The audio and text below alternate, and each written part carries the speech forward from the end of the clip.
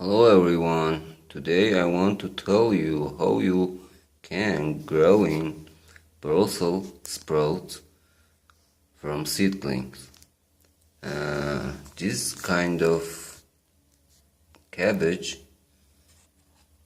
sprout out so fast. I germinated them 2 days ago and it sprouted out in a paper towel.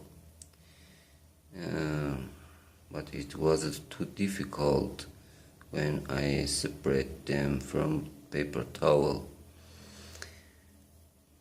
This is my pepper seeds and they don't sprout out yet,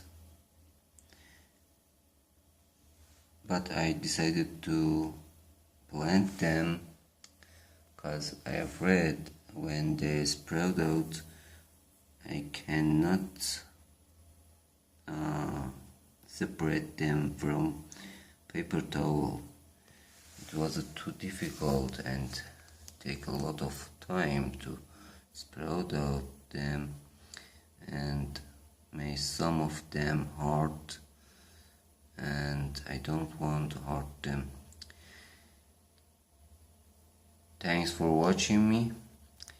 I will make another video when they start growing. Happy gardening.